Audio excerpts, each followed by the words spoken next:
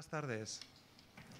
Me quiero presentar, puesto que es el primer acto en el que participo en Casa de América desde que he sido nombrado director de programación de la Casa. Mi nombre es Fernando Fernández Arias y estoy aquí, como les digo, desde hace unos pocos días. Y bienvenidos. Lo primero que quiero decirles a esta casa, muchísimas gracias por participar en esta actividad y bienvenidos a esta casa que es la suya. Como saben, este mes de noviembre se cumple el 5º centenario de la muerte del cardenal Cisneros y desde aquí, desde Casa de América, nos hemos querido sumar a la celebración y conmemoración de esta efemérides organizando este ciclo de conferencias, de 6 conferencias sobre la figura del cardenal y los acontecimientos históricos que acontecieron durante su vida pública.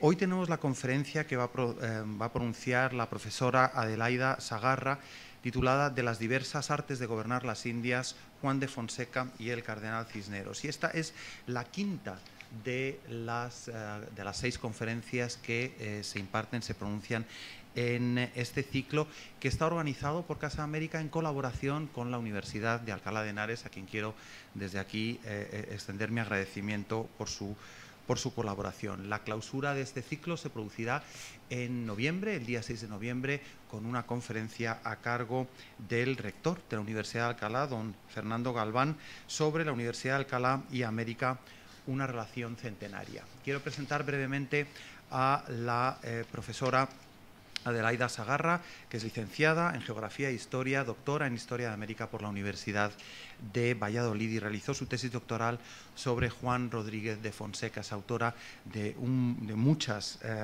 publicaciones y ha realizado estancias en universidades, tanto en España como en América, en Argentina, en Brasil, en Panamá y Guatemala. Es miembro del Seminario Iberoamericano de Descubrimientos y Cartografía y miembro de los grupos de investigación de la Universidad de Burgos y Cordis. Ha participado en proyectos de investigación de la Junta de Castilla y León y presentado ponencias en decenas de congresos nacionales e internacionales y actualmente, como les decía, es profesora titular de Historia de América del Departamento de Ciencias Históricas y Geografía de la Facultad de Humanidades y Comunicación de la Universidad de Burgos.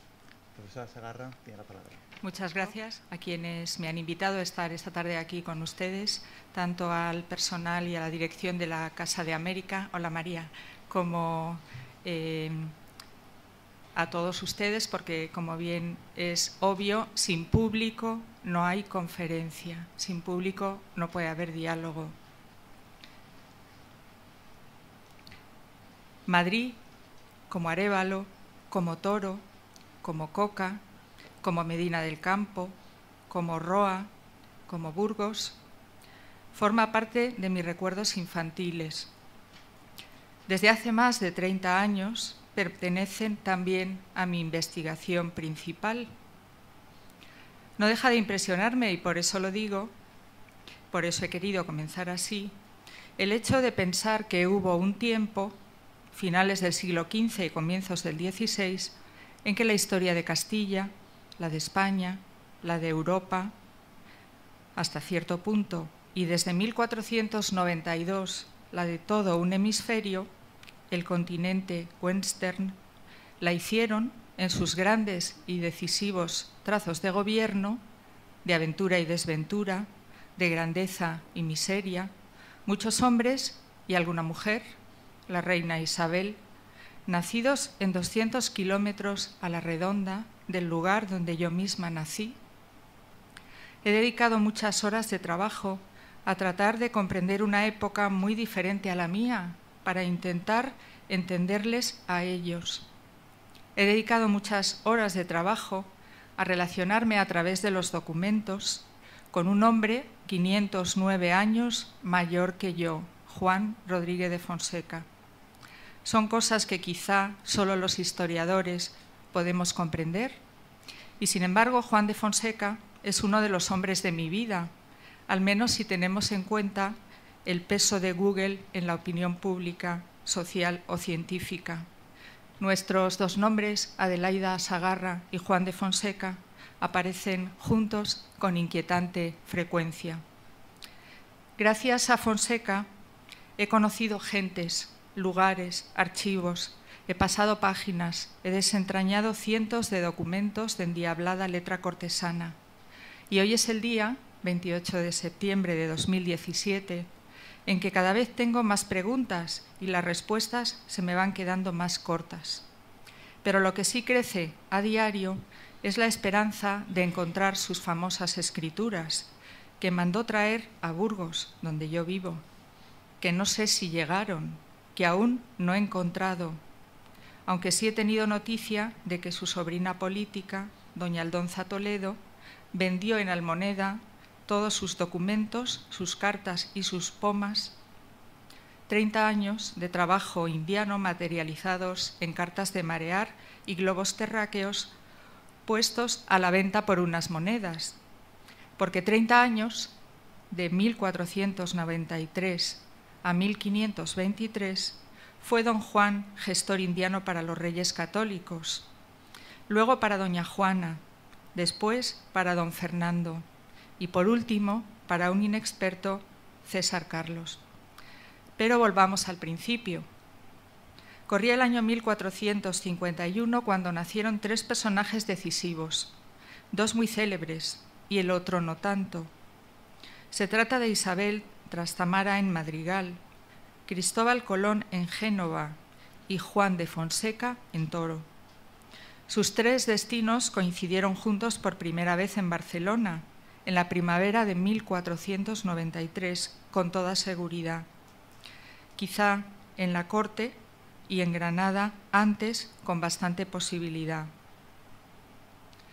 Isabel y Fernando, reyes de Castilla y Aragón, habían añadido a sus muchos títulos el de señores de la mar océana, desde el Tratado de Alcásobas, que en realidad les otorgó un fragmento pequeño de agua salada, la mar pequeña, el fragmento de mar que se contiene entre las Canarias y la costa africana. Tan pequeño es ese mar como poderoso es el lenguaje. Señores de la mar océana. Es una proclama de dominación del océano que va dejando un eco, un rastro de posibilidades expansivas por el Atlántico, que era la salida natural de Castilla. En 1492, tras reconquistar Granada, los señores de la mar océana han impulsado una iniciativa de la empresa Colón Pinzón, navegar rumbo al oeste hasta llegar a la especería. Se descubre América mientras Nebrija glosa una idea de Hernando de Talavera en su gramática, que siempre fue la lengua compañera del imperio.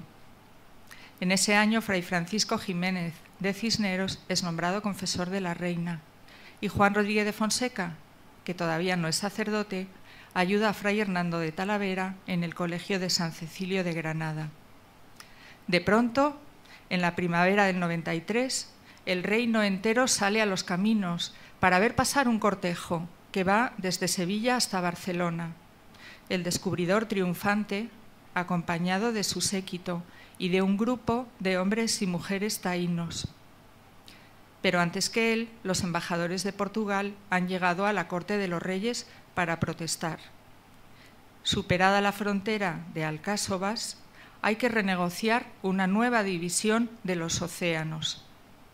El momento es altamente interesante.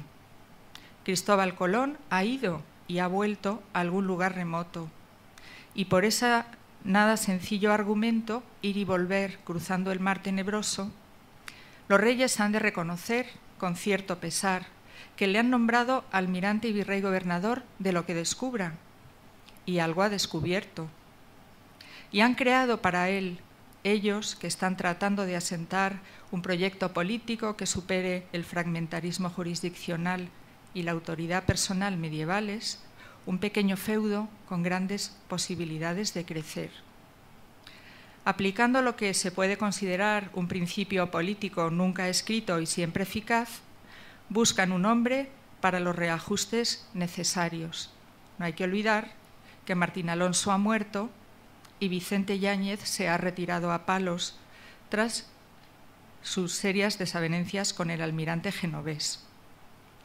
Hay que encontrar, piensan los reyes, entre las familias de las oligarquías urbanas castellanas que forman la plataforma social y financiera del proyecto regio de Estado moderno, un hombre capaz de manejar a Cristóbal Colón, empleando sus mejores artes para delimitar sus extravagancias o su ambición desmesurada, y para aprovechar cuanto se pueda en beneficio de lo que es declaradamente un proyecto de hegemonía en la cristiandad, que es lo que pretendían Isabel y Fernando. Había un hombre que se llamaba Juan. El relato casi legendario de la proeza de don Juan de Austria en Lepanto nos muestra al Papa Pío V inspirándose en ese versículo del Evangelio de San Juan para la elección del hijo de Carlos V como almirante de la flota cristiana frente al turco. Pero los reyes de Castilla y Aragón no eligieron a su delegado para los asuntos americanos, así llamados más adelante, porque se llamara Juan, sino porque se apellidaba Fonseca. Me explico. Los Fonseca, oriundos del reino vecino, Portugal, habían pasado a Castilla entre los nobles fieles a la reina Beatriz después de la batalla de Aljubarrota. Con ella y sin nada más que lo que pudieron transportar consigo, se asentaron en Toro, dejando en Portugal fortalezas, tierras, rentas y casas, abandonadas a merced de los avís y sus aliados. Un siglo después, habiendo cruzado la frontera, si me permiten la expresión, con lo opuesto, habían recuperado su estatus a base de emprendimiento y de servicio a la corona. Eran universitarios, clérigos, miembros del Consejo Real, señores de Coca y Alaejos. Tenían palacio en Toro, capilla, en la Colegiata de Santa María, fortalezas en ambas poblaciones. Estas familias de leales servidores fueron la cantera de donde surgieron los nuevos talentos que irrumpieron en la escena política a finales del siglo XV. Los reyes católicos tenían un principio de actuación en lo que hoy llamaríamos selección del personal. Buscaban hombres procedentes de familias acomodadas, con cargos urbanos, medios económicos y suficiente ambición. Estrechamente vinculados a los reyes, cimentaron el proyecto político de Isabel y Fernando. Miraron por los intereses regios, sin olvidar los propios. Probados en cuestiones de política interior, diplomacia y resolución de conflictos de todo tipo, una vez que eran considerados hábiles, el recurso de los reyes a sus artes de mediación, astucia y responsabilidad era permanente. Entre ellos Pedro Margarit, Bernardo Boil, Francisco de Rojas, Gutiérrez Gómez de Fuensalida, Gaspar de Gricio, Diego Álvarez Chanca, Jimeno de Briviesca y Antonio y Juan de Fonseca. También hubo un hombre que se llamó Gonzalo, hasta que al convertirse en hijo del pobre de Asís, San Francisco, decidió llamarse como él y pasar a ser Fray Francisco Jiménez de Cisneros. Había nacido en Torrelaguna en 1436. Era 15 años mayor que Juan de Fonseca, de familia hidalga, oriunda de Cisneros, en Palencia. 15 años son casi una generación de diferencia y, sin embargo, si trazamos un rápido perfil de Francisco y Juan, veremos una similitud sugerente y significativa, un perfil nítido, de talante humanista. Así que me ocuparé de estos rasgos comunes antes de diseccionar las diferencias en su política indiana, o lo que he querido rotular con un cierto aire de castellano documental de sus diversas artes de gobernar las Indias. Si Fray Francisco estudió en el viejo Studium Generale de Alcalá y en Salamanca cursó sus estudios un joven Juan de Fonseca, pupilo y amigo de Antonio de Nebrija. Cisneros fue nombrado capellán primero y después vicario general de Toledo por influencia del cardenal Mendoza. En 1495, y a solicitud de la reina, cardenal primado de Toledo. Don Juan comenzó siendo capellán real, deán de Sevilla, obispo de Badajoz, Córdoba, Palencia y Burgos, y arzobispo de Rosano en el reino de Nápoles. Cisneros enderezó las órdenes castellanas y llevó a cabo un saneamiento de la vida pastoral. Fonseca, con su maestro Hernando de Talavera, se ocupó en Granada del primer seminario pretridentino español, el Real Colegio de San Cecilio de Granada. Y pasado el tiempo, ya como obispo de Burgos, entre 1514 y 1524, emprendió una reforma diocesana basada en la piedad, en la ejemplaridad y en la preparación teológica del clero. Diga lo que diga el pastor Bonus que Juan de Maldonado, un clérigo erasmista al principio y desnortado al final, escribió inspirándose en la figura de su obispo y que publicó, eso sí, una vez muerto éste. Respecto a la evangelización de los musulmanes granadinos, Fonseca vio actuar a Fray Hernando. Este, para poder entender a los catecúmenos y dirigirse a ellos en su lengua nativa, aprendió árabe. Hizo componer y editar el arte para ligeramente saber la lengua arábiga, que tenía dos partes, una especie de gramática manual para aprender el árabe y una segunda que es un catecismo resumido con una versión en romance y su traducción en árabe. Para poder difundir la verdad revelada, creó la primera imprenta granadina en 1495 en el Colegio de San Cecilio. Talavera buscó en Sevilla a Johannes Pennitzer y Meinardo Ungut para imprimir, por ejemplo, la Vita Christi, como más adelante el cardenal Cisneros promoverá su gran obra, la Biblia políglota complutense, en griego, hebreo y arameo, con un interlineado en latín. Además, a través de la impresión y circulación de pequeñas obras espirituales, ambos, Talavera como Cisneros, quisieron fomentar la devotio moderna, igual que Fonseca hizo en la diócesis de Burgos a través de la edición de unos breviarios.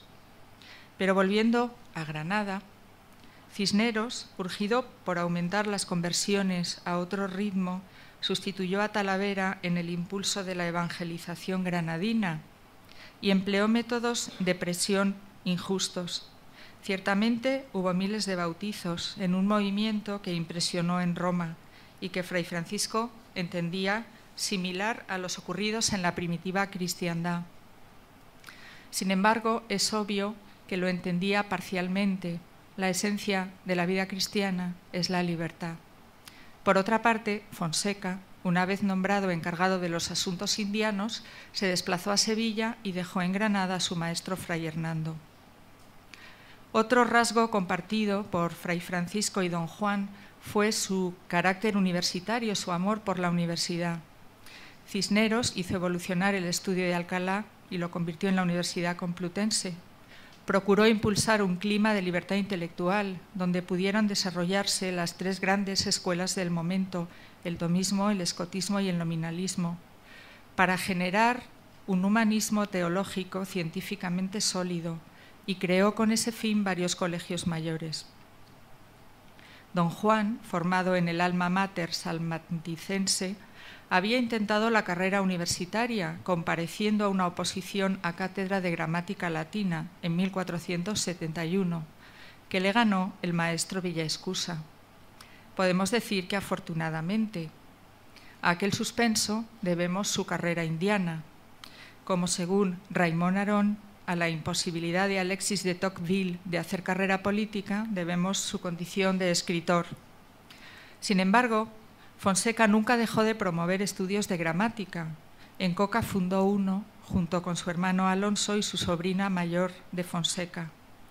Y desde 1509 impulsó en Indias la enseñanza del latín a los caciquillos taínos, a los hijos de los caciques, iniciando una línea que más tarde continuará Bernardino de Sahagún en el Colegio de Santiago de Tlatelolco, con los hijos de los señores principales de la nobleza indígena, los hijos de los Pipiltín Mexica. Por su parte, Alonso III de Fonseca, arzobispo de Santiago, admirador y amigo de Desiderio Erasmo de Rotterdam, se le considera fundador de la Universidad de Santiago e impulsor de la de Salamanca, con la fundación del Colegio de Santiago, hoy coloquialmente llamado el Fonseca. Como hombres de su tiempo, inquietos humanistas, sagaces cortesanos y encubiertos mercaderes, los Fonseca de Toro fueron también espléndidos mecenas en la colegiata toresana y otros conventos e iglesias de la ciudad. Hicieron construir el castillo y la iglesia de Coca y don Juan en concreto, enriqueció artísticamente las catedrales de Badajoz, Córdoba, Palencia y Burgos. Así hizo llevar una imagen de Nuestra Señora de la Antigua, que en la catedral hispalense estaba en el lugar que ocupaba el mihrab de la primitiva mezquita y fue una de las patronas del descubrimiento de América. En la catedral de Badajoz forma parte de un retablo. Los años de su episcopado cordobés coincidieron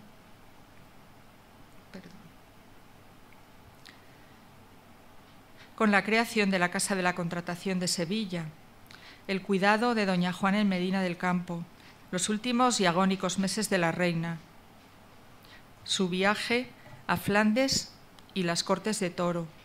No obstante, dejó alguna impronta artística en Córdoba. Todavía se conserva un escudo de los Fonseca en lo que fue Palacio Episcopal, construido sobre los vestigios del Palacio Califal, en el muro que da al Camposanto de los Mártires. La muerte de doña Isabel trajo a reinar a su hija Juana y su yerno Felipe, y de paso llevó a Palencia, de donde ya era obispo, a Fonseca. Refugiado allí durante la larga temporada en que guardó ausencia política el rey Fernando, fue nuevamente generoso. Grandes artistas como Juan de Ruesga, Juan de Flandes, Gil de Ontañón remataron el templo, el claustro, la sala capitular y el retablo mayor. Trabajaron en el trascoro de San Antolín, el espacio especialmente fonsequiano dentro de la Bella Desconocida, que es como se suele llamar a la Catedral de Palencia, Siloé y Simón de Colonia. Don Juan costeó la escalera de la cripta de San Antolín, el retablo de la Compasión de Nuestra Señora y el trascoro. Pero al gusto romano se convirtió en Burgos. Aquí vemos una imagen de los tapices que también regaló a la Catedral de Palencia. Los Colonia hicieron la Puerta de la Pellejería y Diego de Siloé, que había regresado de Italia, diseñó la magistral escalera dorada de 1519. Como hombre de fe y de cultura, como humanista y mecenas, valoró la magnificencia del culto, del templo, de los ornamentos, de los tapices, de los libros, de los vasos, de los retablos y las imágenes. Ahora bien, no se olvidó de sobrevivirse a sí mismo. El escudo de los Fonseca, 5 luceros de gules en campo de oro, aparece en templos, tapices, libros, vasos y retablos. Si el obispo Fonseca fundó el Hospital de la Asunción y los 2 Santos Juanes en Toro, Fray Francisco Jiménez de Cisneros había levantado 12 iglesias, 8 monasterios, 4 hospitales, fundado obras pías y dotado fondos benéficos. Pasando a la política indiana, oficio de vizcaínos. Así describió Fray Bartolomé de las Casas el trabajo de Fonseca como encargado de asuntos americanos. Era más oficio de vizcaínos que trabajo de obispos. Juan de Fonseca, toresano de tierra adentro, fue nombrado en 1493 delegado para el avío de la Armada, lo que fue el segundo viaje de Colón. El perfil del cargo estaba desdibujado, ya que iba a consistir en lo que hiciera falta. De hecho, la realidad americana varió, se hizo más compleja y difícil, se incorporaron nuevos territorios, pero ni la reina Isabel, ni el rey Fernando, ni doña Juana o don Carlos volvieron a redefinir ni el nombramiento ni el cargo. A su muerte, el Consejo de Indias reemplazó su capacidad de gestión. Este oficio de vizcaínos le llevó a preparar las armadas castellanas de 1493, 98 y 1500, comúnmente llamados segundo, tercer y cuarto viajes de Colón. A capitular en nombre de los reyes, una vez cesado don Cristóbal en 1499, con todos aquellos castellanos que quisieran aventurarse en Indias. Juan de la Cosa, marino de Santoña y hábil piloto, trazó un mapa que resume los logros de este año, 1499, en un mapa, pero quien definía los objetivos de cada exploración y registraba las coordenadas geográficas que luego el cántabro Cosa plasmó en su carta, fue en Sevilla Juan de Fonseca, este vizcaíno laboral. Por eso le considero autor político del mapa de 1500.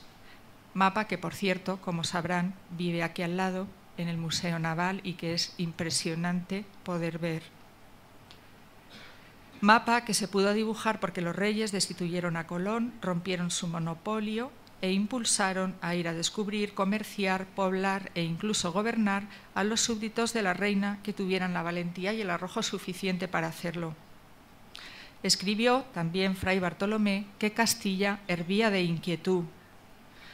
Fonseca estipulaba las condiciones, el derrotero, se aviaban las naves y se cruzaba el Atlántico, firmando antes una capitulación en la que Fonseca representaba a los reyes.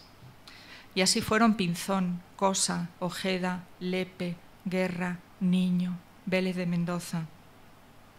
En enero de 1503, don Juan sugirió a los reyes, en un memorial que tituló «Lo que parece que se debe proveer para poner en orden el negocio de contratación de las Indias es lo siguiente». Resumió sus ideas en 20 puntos. En los 18 primeros proponía la creación de una casa, la Casa de la Contratación. En los 2 últimos, la creación de los pueblos de indios. Fonseca había pensado ya en un incipiente sistema de flotas rítmicas y una gestión estable después de 10 años de experiencia con un sinfín de quebraderos de cabeza, organizar expediciones sin dinero, buscando los hombres, aviando los barcos, le llevó a considerar que había que estabilizar esa función en una institución, la Casa de la Contratación. Pero en este memorial Fonseca también planteó la cuestión de los indios. Ciertamente a todos los castellanos que vivían en las Antillas les parecía imprescindible que los naturales recogieran el oro de las minas, pero era importante que esto se hiciera sin que el trabajo les perjudicara. Proponía que los indígenas se asentaran en pueblos. Allí podrían convivir, tendrían su casa familiar con su mujer y sus hijos, tierra propia para sembrar. En cada pueblo habría una iglesia, un capellán que les enseñara la doctrina y un representante de la corona, cuyo cometido era hacer justicia y no consentir que se les maltratara.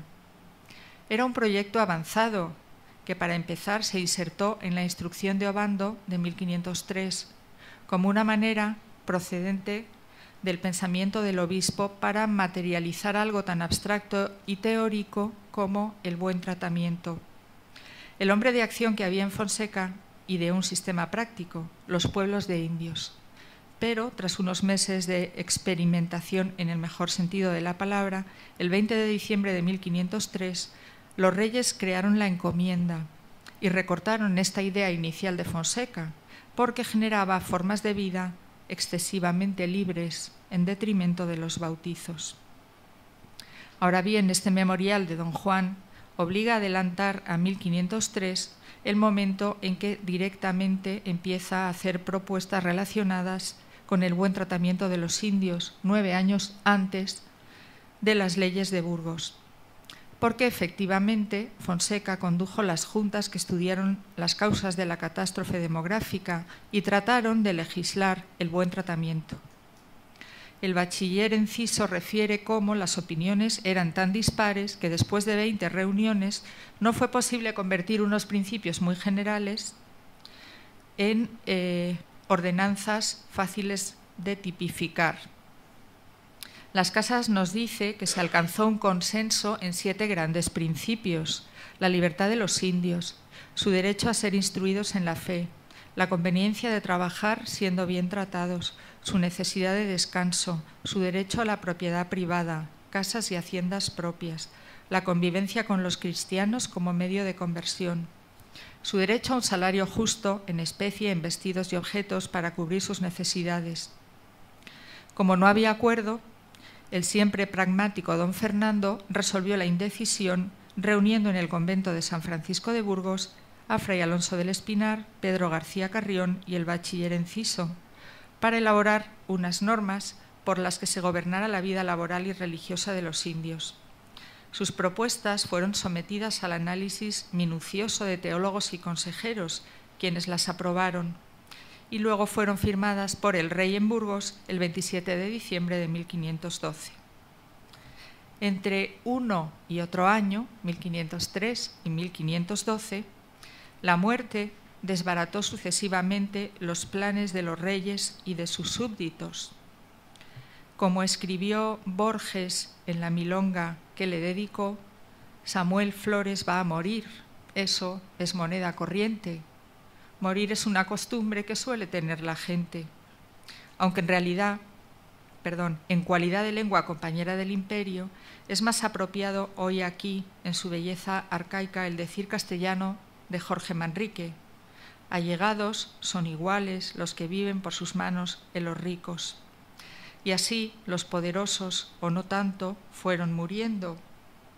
La reina, Cristóbal Colón, y en Burgos, en la Casa del Cordón, Felipe el Hermoso. Prefiero dejar a doña Juana que a Felipe el Hermoso. ¿Por qué he dicho poderosos o no tanto? Porque el 22 de diciembre de 1523, don Juan Rodríguez de Fonseca, obispo de Burgos y arzobispo de Rosano, criado de la Casa de los Reyes Isabel y Fernando, miembro del Consejo Real de Castilla y delegado real para los asuntos indianos, hacía testamento, y en él Fonseca conjuga muchos verbos, y entre lo que se dice y lo que se calla, llama la atención una afirmación singular. Es muy dificultoso, dice, guiar a los súbditos en cosas espirituales que conciernen a sus conciencias.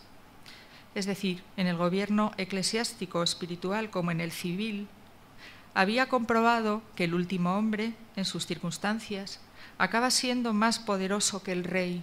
Con su comportamiento deroga las leyes y puede hacer de su voluntad su exclusivo regimiento. Y en América, en razón de la distancia, todavía mucho más. Esa dimensión, la decisión personal en conciencia, explica en parte un balance histórico dramático, unas ordenanzas para el buen tratamiento de los indios que no lograron erradicar la explotación del hombre por el hombre. Pero volviendo a los servicios de la muerte, al fallecer doña Isabel se sabía que las tierras descubiertas eran un nuevo continente. Se adivinaba la existencia de un océano al otro lado. Había que atravesar aquella barrera y llegar a la especería. El rey, al morir doña Isabel, se fue al monasterio de la Mejorada de Olmedo con el arzobispo Francisco Jiménez de Cisneros a disponer el cumplimiento del testamento de la reina. Luego se instaló en Toro, donde se celebraron las Cortes y la Junta de Navegantes, para estudiar cómo dejar paso hacia la especería fuera del alcance de Felipe de Austria. El obispo Fonseca había marchado a Bruselas para comunicar a doña Juana y don Felipe el mecanismo sucesorio e intentar la renuncia de doña Juana en su padre. Cuando la reina Juana y su marido llegaron a Castilla, Cisneros medió entre el suegro y yerno hasta obtener la concordia de Salamanca. Fernando de Aragón cruzó la frontera aragonesa y Palencia acogió el anticipado y discreto retiro de Juan de Fonseca, que allí se enteró de la temprana y oportuna muerte de Felipe el Hermoso. Fray Francisco se hizo cargo de la regencia de nuevo en espera del regreso de don Fernando. Don Fernando dispuso que Juan de Fonseca y el secretario Conchillos se encargasen de todos los negocios de Indias. Había que llegar a la especería navegando por Occidente y sin los Colón. El rey pensaba utilizar a don Diego, nombrándole virrey y gobernador para las Antillas como un freno jurídico y político para el avance de los intereses de los consejeros flamencos, y luego aislarle para impedir que se extendiera su influencia por el continente. Fonseca construyó una parte de este mecanismo político promoviendo el nombramiento de burgaleses para las islas. No en vano, el consulado de Burgos, las familias de mercaderes de la ciudad, habían prestado al rey Fernando mucho dinero.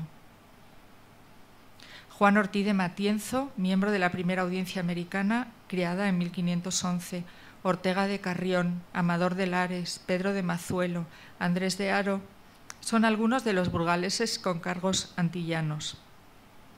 Además, incentivó nuevos viajes y, recibidas las noticias sobre Vasco Núñez de Balboa, la abundancia de oro en tierra firme y el descubrimiento del Pacífico, preparó la armada de Pedro Arias de Ávila y, al decir de Carmen Mena, seleccionó personalmente los 200 hijos de la guerra que llegaron al istmo meses después de que Balboa se zambullera en el Mar del Sur. Estos soldados asumieron el papel de agentes de descubrimiento, conquista y gobierno, colonización, ejercicio del poder y establecimiento de la soberanía. El carácter germinal de esta expedición es notable. Cronológicamente hablando, 70 años después, todavía vivía el más longevo de ellos, hasta donde tenemos pruebas documentales, Bernal Díaz del Castillo, nacido en la Plaza del Pan de Medina del Campo. Hombres de esa expedición de 1514 participaron en las conquistas de México, Yucatán, Perú, Quito, Chile, Colombia, Panamá, Costa Rica, Nicaragua, Honduras, Florida, las Carolinas, Georgia, Alabama, Arkansas, Oklahoma y Texas. De este pequeño mapa a todo ese continente. Los 200 hijos de la guerra elegidos por Fonseca. La trascendencia literaria de esta expedición también es importante, ya que hubo 4 cronistas: Bernal Díaz, Pascual de Andagoya, Gonzalo Fernández de Oviedo y Francisco de Jerez. Y muchos otros que escribieron relaciones, documentos, etcétera, que de alguna forma también nos aportan una información vital. Mientras don Fernando protagoniza la política europea, el cardenal Cisneros se encarga de la expansión africana. Tras la toma de Mazalquivir, en 1509 va personalmente a dirigir la conquista de Orán y la posterior organización eclesiástica, vinculando Orán a la sede arzobispal de Toledo. Cisneros recibía los dineros de la bula de cruzada y dicen los documentos que los custodiaba en un arca guardada en su cámara. Por ese arca parece que pudo llegar a pasar una cantidad impresionante, más de 15 millones de maravedíes. Por eso es expresiva la confirmación de Juan de Fonseca por León X en su cargo de comisario general de cruzada, sin que lo supiera el cardenal Cisneros y por influencia de Adriano de Utrecht y Carlos Lachaud. Está claro que Fray Francisco y don Juan tuvieron muchas diferencias, pero pudo haber otra razón. Ambos habrían empleado el mismo dinero para empresas diferentes. Pero volviendo a Indias, don Juan reforma la Casa de la Contratación. Se proyectan varios viajes para encontrar el paso al Pacífico. Se colonizan efectivamente las Antillas. Y de pronto, en 1511, en diciembre, se produce el escándalo del sermón de Montesinos en Santo Domingo en favor de los indios, que debían ser tratados como personas. 1512 es el año del debate indigenista en Burgos y de la promulgación de las leyes, el fin de las guerras de Italia contra Francia y la anexión de Navarra.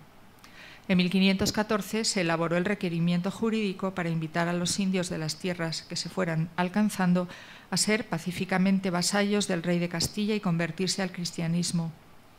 Fonseca es nombrado obispo de Burgos. Como tal, presidió junto a Hernando de Vega en 1515 las Cortes de Burgos, en las que pronunció un exquisito y taimado discurso, midiendo al milímetro cada vocablo, para exaltar la figura de don Fernando como príncipe cristiano. Así supo plantear la regia intención de incorporar la corona de Navarra a Castilla y logró obtener un impuesto extraordinario para detener a los franceses en sus intentos de recuperar Pamplona, cuya defensa organizó su hermano Antonio de Fonseca. Pero una vez más la muerte cambió a la vez el destino del muerto como el de los vivos. El rey Fernando expiró antes de poder responder a las exigencias del padre de las casas, oídas en Plasencia, porque nunca llegó a Sevilla, que es donde se había comprometido a contestarle, muriendo en Madrigalejo en una rústica casa aldeana el 23 de enero de 1516. En su testamento había nombrado a Cisneros regente del reino, hasta que su nieto Carlos pudiera ser nombrado rey. Doña Juana, la reina Juana en Tordesillas, allí donde nadie aún hoy puede permitirse llamarle la loca, dejaba de estar encerrada por su padre y comenzaba a estar encerrada por su hijo. Fray Francisco hubo de contener las banderías nobiliarias en Baeza, Úbeda o Cuenca, como Fonseca hizo lo propio frente al ataque del condestable en Burgos. En abril de 1516, Juan Rodríguez de Fonseca y Lope de Conchillos fueron cesados por Fray Francisco, que iniciaba así su reforma indiana. En 1515 se había producido el célebre encontronazo entre Casas y Fonseca sobre los indígenas antillanos. Sabedor de esta disyuntiva, Cisneros eligió la visión indiana de Fray Bartolomé de las Casas. El procurador de Fonseca, Francisco Lizaur, partió a Bruselas, mientras Cisneros ordenaba auditar las cuentas de la Casa de la Contratación. Además, convocó una comisión para estudiar la situación indiana, formada por los consejeros Zapata, Galíndez de Carvajal, Palacios Rubios, Las Casas y Ruiz. Se estudiaron los memoriales de Las Casas, del procurador de la Española, Gil González Dávila, y de los de Cuba, Pánfilo de Narváez y Antonio Velázquez. Cisneros sacó la conclusión de que no se había cumplido el mandato papal de la evangelización y que además la explotación abusiva de los indios había provocado una catástrofe demográfica y estaban a punto de extinguirse. Fray Francisco Jiménez de Cisneros nombró comisarios regios a 3 padres jerónimos, Fray Bernardino de Manzanedo, Fray Luis de Figueroa y Fray Alonso de Santo Domingo, en la reunión celebrada en el monasterio de San Jerónimo el Real de Madrid.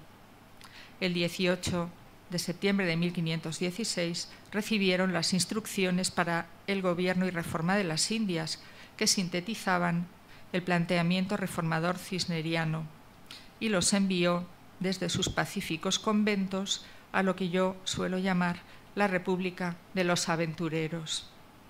Al llegar a Santo Domingo tendrían que reunirse con los representantes de los pobladores y los indios por separado para conocer la realidad y luego, con sentido común, aplicar los remedios diseñados por Fray Bartolomé y el cardenal Cisneros, el remedio de poblados indígenas con autonomía tutelada, el remedio de concentración en poblados de autonomía compartida y remedio de sostenimiento del sistema de encomienda.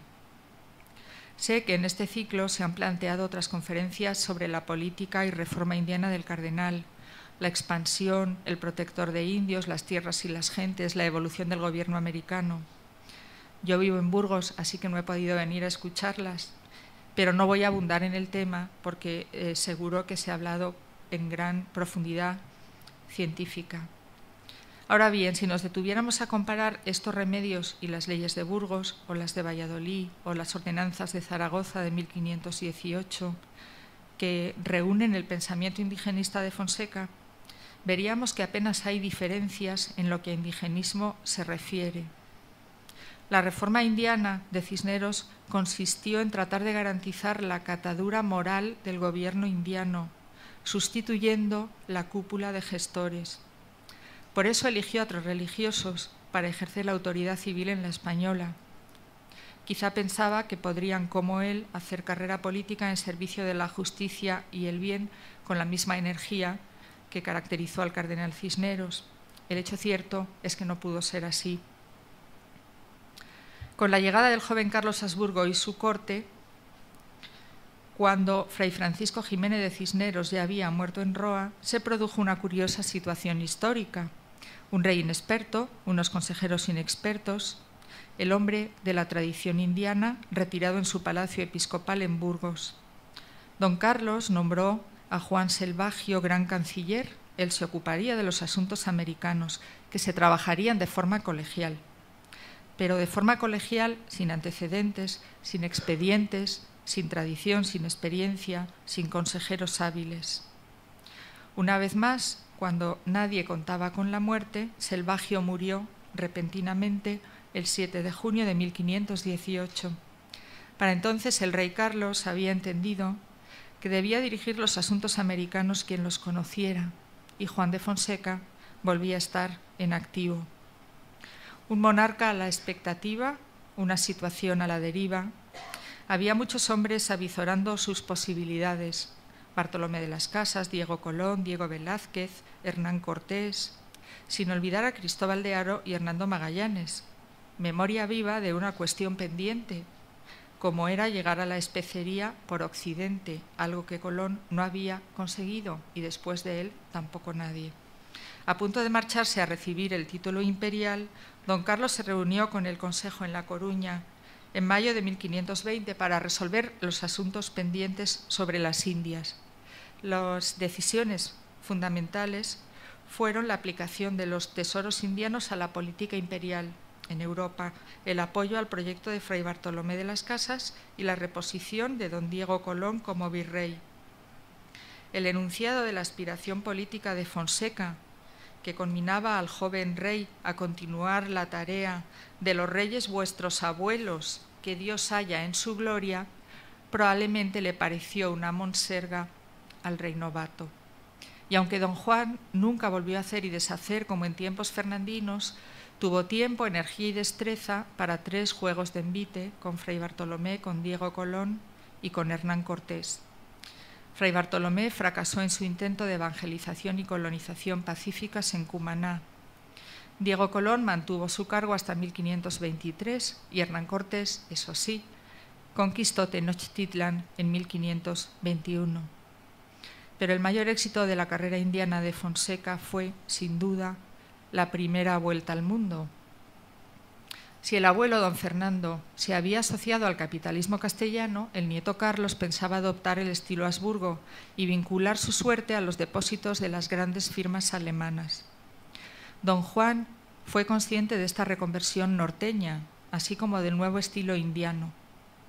El viejo Fonseca, probablemente contemplado por los advenedizos como un carcamal, supo jugar su baza norteña, Burgos, y estuvo a la altura de los nuevos tiempos.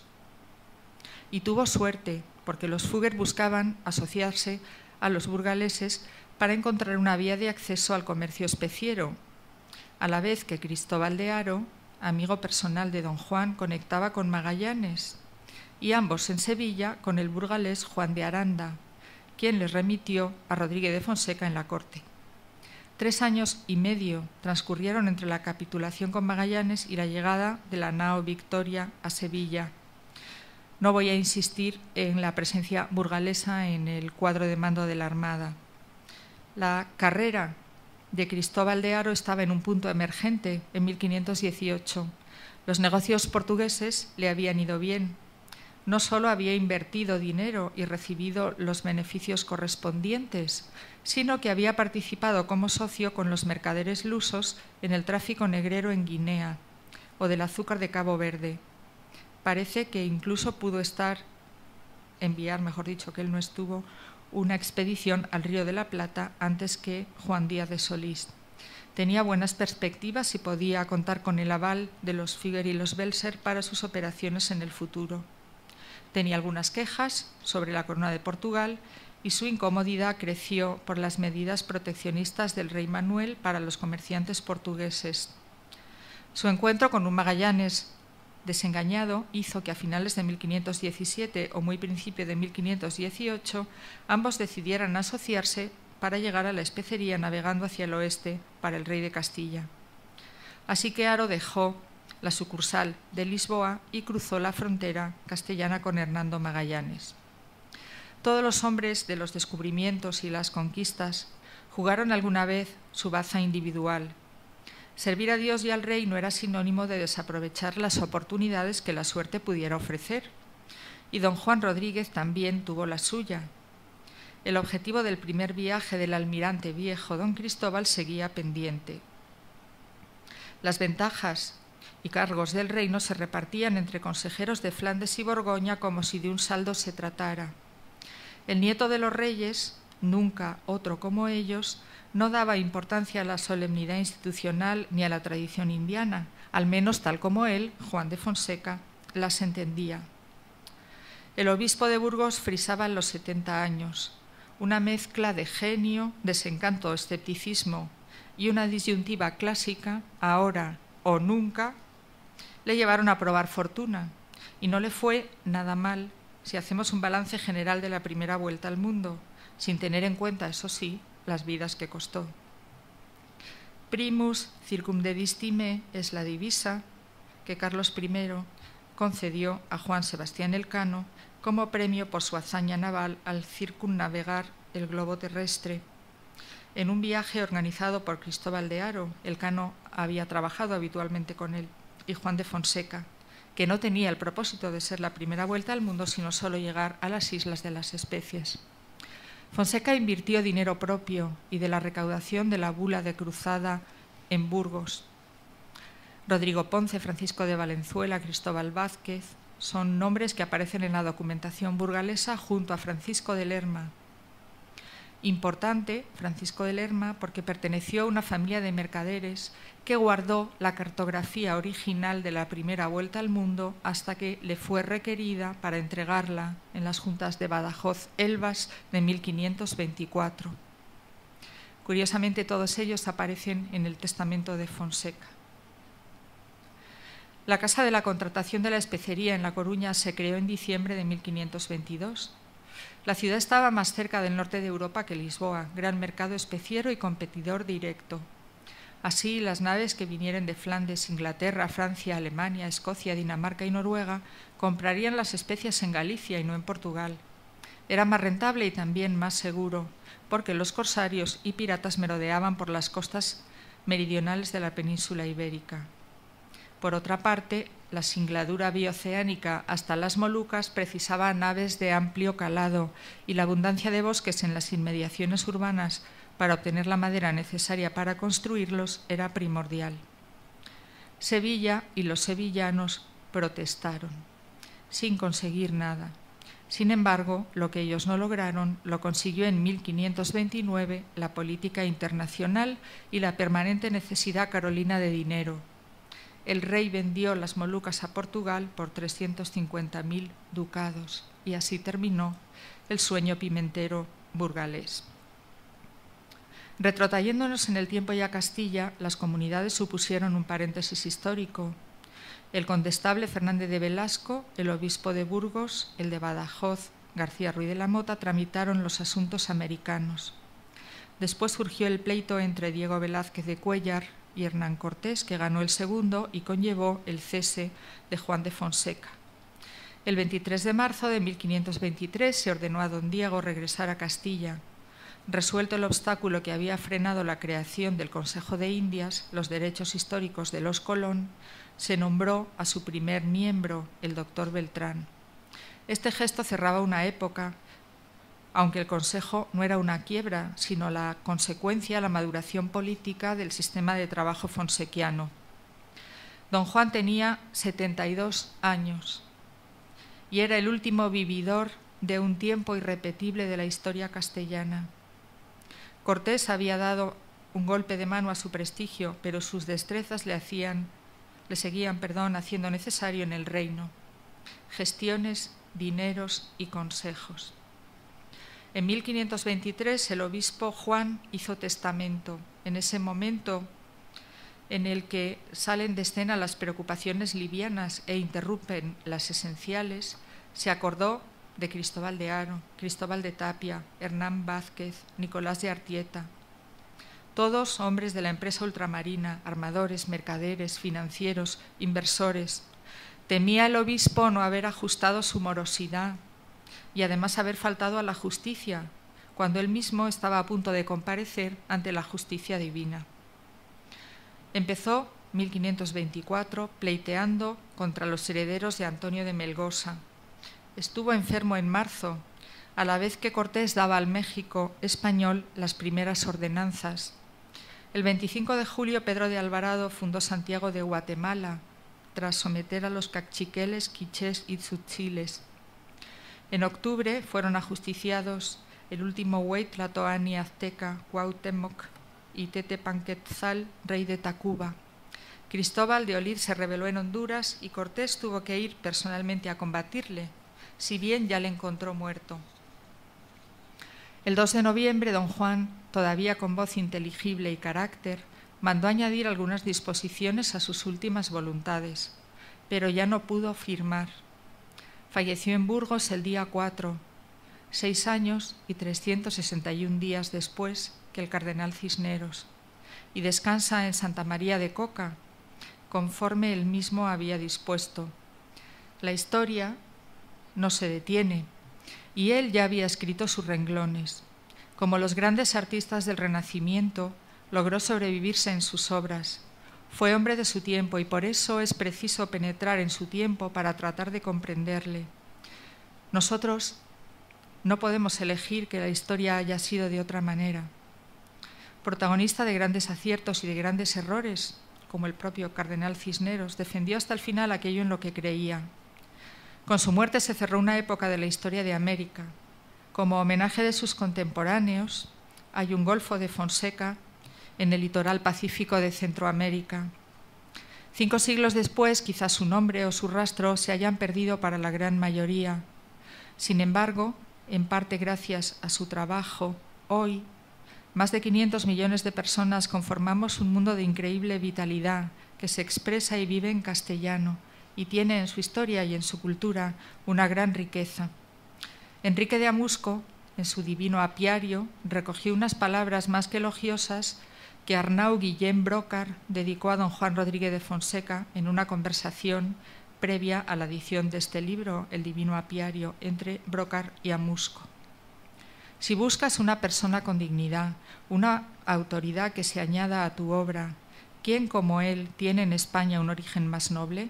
Si buscas el desempeño de honores, ¿quién mejor que él se hará responsable? Si la grandeza de espíritu, ¿quién más generoso? Si el favor, ¿quién más seguro? ¿Quién más seguro de entre los inteligentes y protector más favorable? Si la gratitud de ánimo, nadie existe más inclinado a ella que él. Así pues, lanza las buenas abejas y divulga la obra entre la gente con su nombre.